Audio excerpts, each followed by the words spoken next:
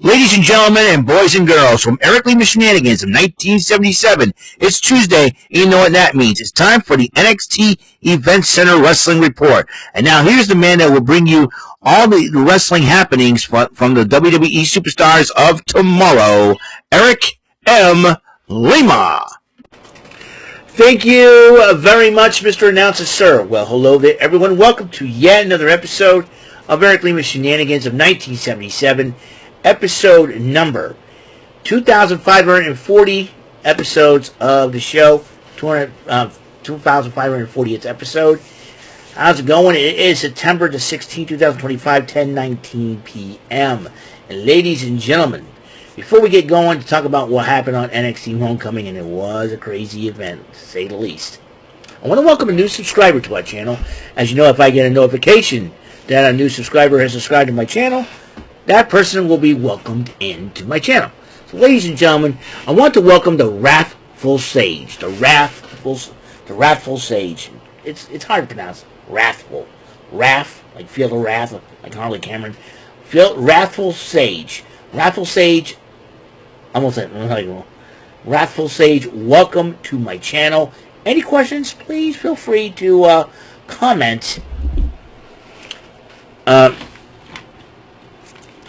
Feel free to comment on the on my channel after the video is over. And when I load the video and leave a comment, leave your comments. You know what I mean. You know what to do. You know the drill. All right. So, gotta talk about NXT Homecoming, ladies and gentlemen.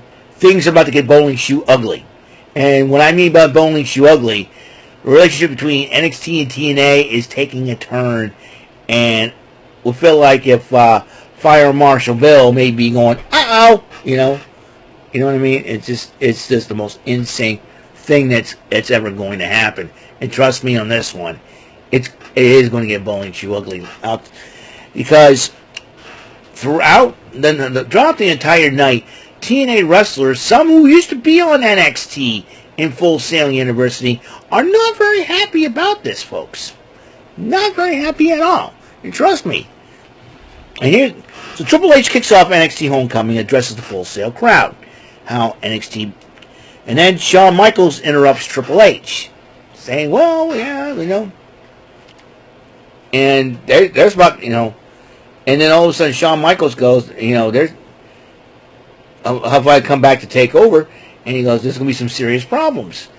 And then William Regal comes out, and basically he says, and then everybody's trying to say it like he does.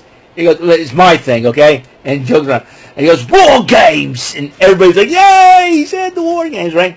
Charlotte Flair, one half of the Women's Tag Team Champions, came out and started saying how NXT has been, the women's division has been a backbone for NXT.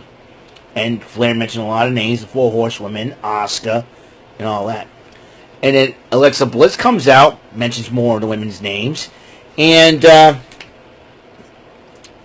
then all of a sudden, and Alexa Bliss does her DX thing. If you're not down with that, we got two words for you.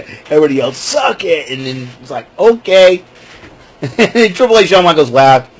Oh, I was hoping that Triple H would say, hey, that's our shtick.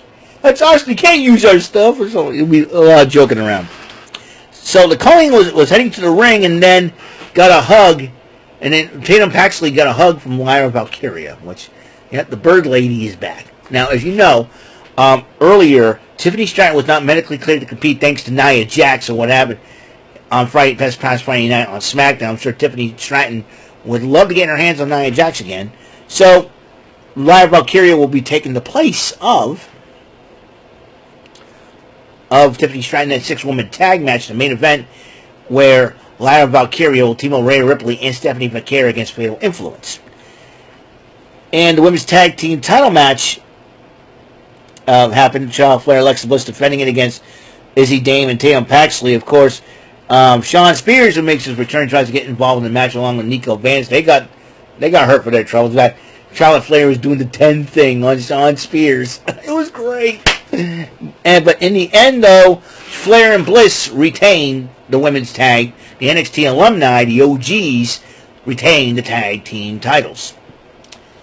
Then Ruka and Zarya were arguing about what happened last week, and you know, how am I supposed to stop in midair? You know, and then Lane Reed goes, you know, I would stop your arguing and focus on the match because next week I'm coming after that speed title. And then Candice LeRae goes, no, I'm going to beat you and come up that speed title.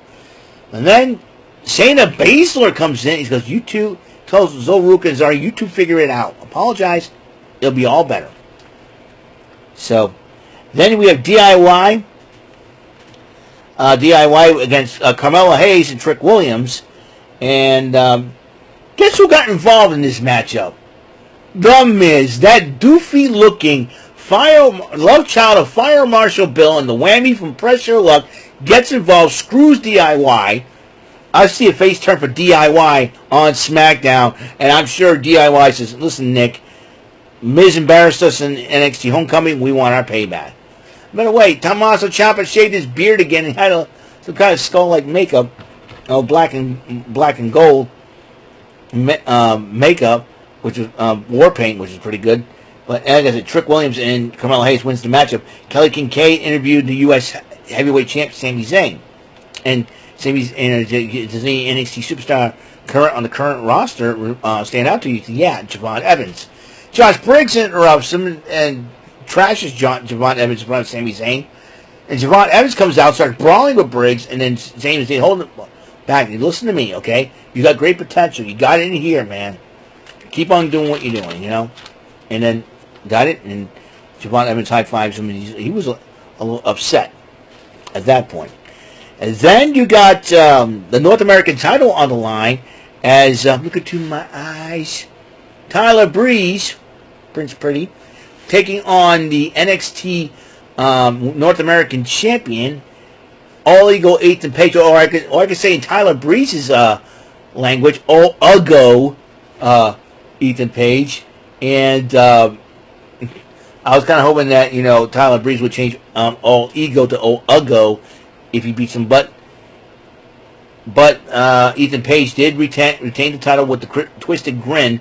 And get this, Triple A's El Hijo del Dr. Wagner Jr., a.k.a. Dr. Wagner III, the Triple A Latin American champion, was at ringside. Looks like he's got some unfinished business with All Ego Ethan Page. I like to call him All Ugo. Anyways. And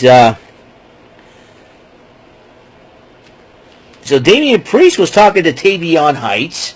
And, you know, Damian Priest was a former NXT North American champion. And he says he's very excited to tell Tavion Heights that at No Mercy, the North American title will be on the line, as Tavion Heights will challenge All Ego Ethan Page for it. And so, yeah, you know, I have a lot of questions to ask you. And you know what? Hey, Damian Priest is the guy, you know, he's cool, calm, and collected, cool as a cucumber type of dude. You know? Then, the Grayson Waller effect. Now, this is where things get very interesting. Not only in that show, on the show, but in social media. I'll explain why. So Ricky Saints, as you know, will challenge Obafemi for the NXT Championship. And Ricky Saints, you know, Obafemi was starting to diss Ricky Saints. Ricky Saints stood up for himself, and then he goes, and they're about to end it. All of a sudden, freaking Trick Williams comes out, and he goes, "Hey, you and I got to own his business." And then Grayson Waller had this crazy idea. I'm going to talk to Ava. I'm going to text Ava to see if we get a champion versus champion match, winner take all.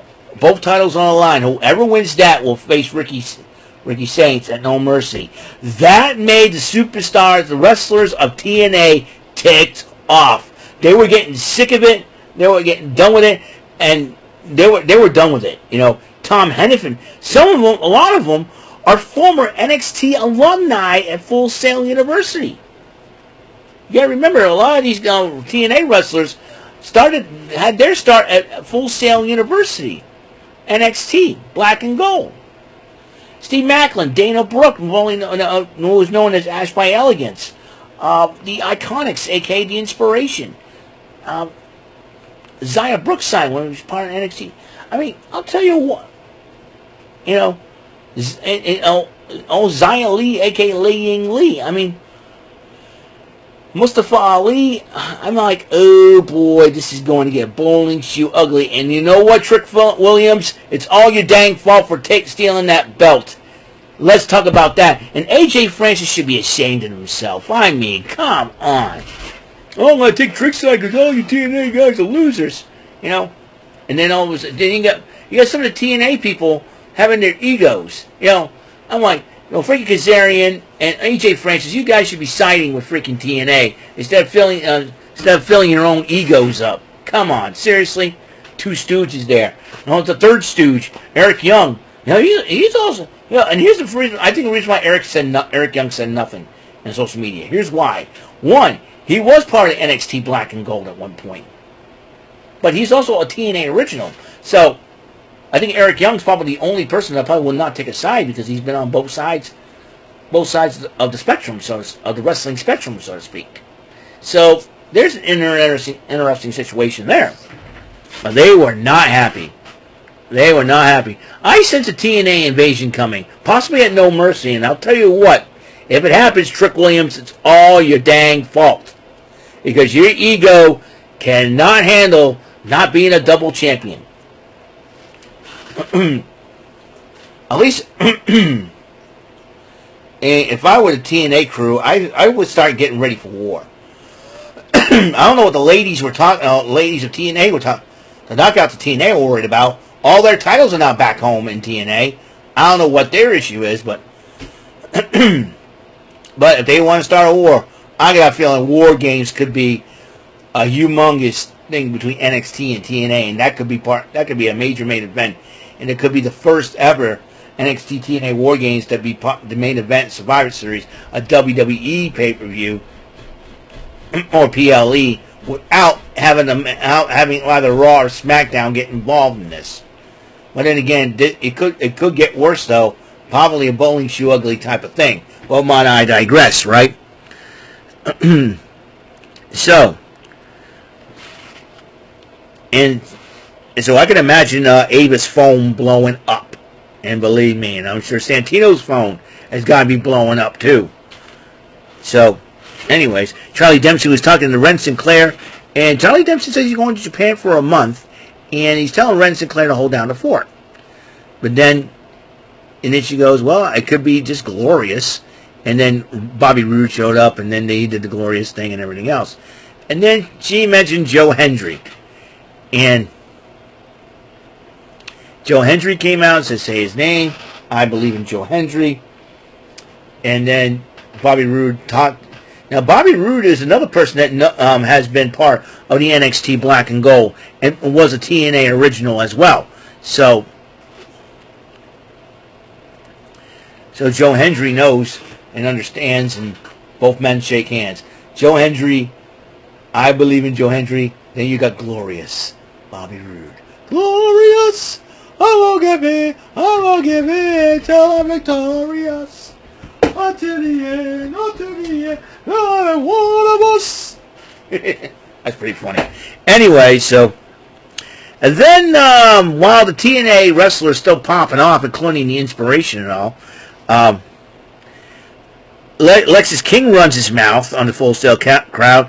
Finn Balor interrupts Lexis King, and then got blindsided by Miles Bourne. Hey, Lexis King, here's the difference between you and Miles Bourne.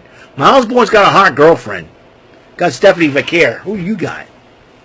I know you got a girlfriend, but is she as hot as Stephanie Vaquer? That's the question. Anyways, and then Finn Balor joined up with Miles Bourne, did a coup de grace on Lexis King. That'll be something. Then Kelly Kincaid interviewed Dark State, and then Montez Ford interrupts them, and then I think they're trying to shut Cutler James up because Cutler James does not know when to shut up, and the guy's got no filter. And he'll come out and say something stupid, and he's like, hey, don't mention his name, and rush him off. So, and speaking of Montez Ford's lovely wife, Bianca Belair, was in attendance as they watched the main event, the 6-woman tag, Lyra Valkyria, Stephanie Vaquer, and Rhea Ripley versus Fatal Influence. And Rhea Ripley was going after JC Jane, but she tried to escape. And then Lola Vice came back to the ring, came to the ring to make JC Jane basically detour. And basically, Rhea Ripley hits the Riptide. 1, 2, 3. And then, while the girls were celebrating, Femi and Williams were facing off while Ava says her phone's been blowing up. And William goes, I don't envy you one bit, Ava. You got big trouble on your hands here. And then Femi looks at Trick Williams, made the best man win, because he is going to. I'm telling you, I'm telling you, Trick, this is all your fault, Trick. It's all Trick Williams' fault for capturing the TNA title from Joe Hendry. He probably had to cheat. And AJ Francis has something to do with it, too. I think AJ Francis is your fault, too. So don't even try, wise guy. Alrighty then. So that is. You know what? Hey. You know what? That's all the time we have on this episode of Eric Lima Shenanigans of 1977, episode 2540. Thank you for tuning in. Like I said, tomorrow night we have Rant and Rave, AEW Dynamite, and WWE Evolve. I'm gonna watch Evolve on my. I want to watch WWE Evolve on my tablet. AEW Dynamite September to Remember will be on. And then, but first, foremost, tomorrow, the Joker's Wild, folks. So, that's it. And that's all there is to it. And that's all it's going to be. I'll see you guys later. You guys have a wonderful resting night. God bless. And Wrathful Sage, welcome to my channel once again. Thank you for tuning in. And until next episode comes rolling around, Mr. Announcer, take us home. That is all for today's episode of the show. This is Mr. Announcer speaking for Eric Lima Shenanigans of 1977. A Big Beefy E and do it for Bob Saget production and in association with a Raving Bull for 3000 telepictures and distribution. Thank you for watching another episode of Eric Lima Shenanigans of 1977. See you later on the next episode of the show. Goodbye for now.